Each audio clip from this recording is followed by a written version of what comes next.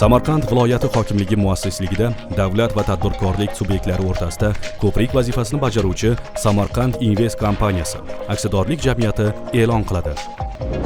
Ushbu jarayon davlat aktivlarini boshqarish agentligining yer xususiylashtirish avtomatlashtirilgan axborot tizimi orqali elektron tarzda amalga oshiriladi.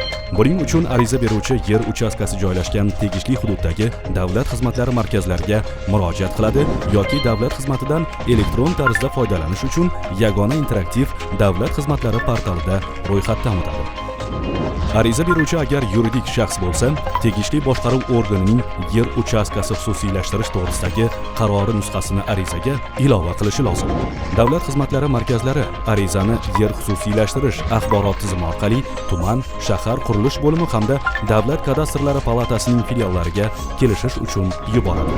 Shuningdek, ariza beruvchi mazkur tashkilotlarga yagona interaktiv davlat xizmatlari portali orqali avtomatik ravishda yer xususiylashtirish axborot tizimi orqali arizasini yuborish ham mumkin.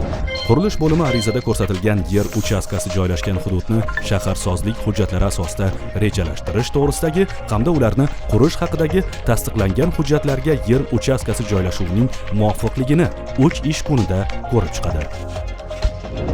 Davlat kadastrlari palatasi yer uchastkalari bo'yicha topografik rejaning mavjudligini, arizada ko'rsatilgan yer uchastkasi va huquq egasi to'g'risidagi ma'lumotlarni davlat reyestri bilan muvofiqligini, yer uchastkasi huquq egasi haqidagi ma'lumotlarning ushbu yer uchastkasida joylashgan bino va inshootlar mulkdori haqidagi ma'lumotlarga mosligini, xususiylashtirilayotgan yer uchastkasida joylashgan ko'chmas mulk obyektlariga nisbatan taqiq yoki band mavjudligini, yer uchastkasi chegaralarining kadastr hujjatlari bilan mosligini 5 ish kunida tekshiradi va xulosa beradi.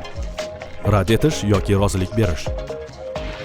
Ko'rib chiqish natijalari bo'yicha qurilish bo'limi va davlat kadastrlari palatasining filiali yer uchastkasini xususiylashtirish to'g'risidagi arizani kelishadi yoki uni kelishish maqsadga muvofiq emasligi to'g'risida davlat xizmatlari markazlari yoki yagona interaktiv davlat xizmatlari portali orqali ariza egasiga xabar beradi.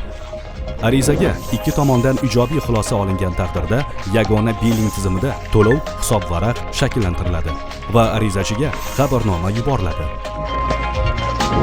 Yuridik yoki jismoniy shaxslar uchun sotib olish qiymati 1 kvadrat metr uchun belgilangan bazaviy soliq stavkasi, yer uchastkasining maydoni, ko'chmas mulk obyektlarini ro'yxatga olish stavkasi hamda hududning topografik rejasini tayyorlash to'lov miqdorini inobatga olgan holda aniqlanadi.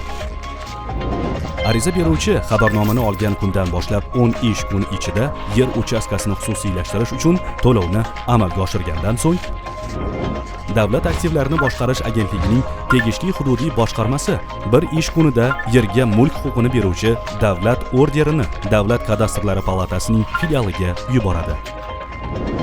Davlat xizmatlari markazi davlat orderini va davlat reyestridan ko'chirmani ariza beruvchining elektron manziliga yuborib, bu haqda ariza beruvchining elektron tarzda xabardor qiladi.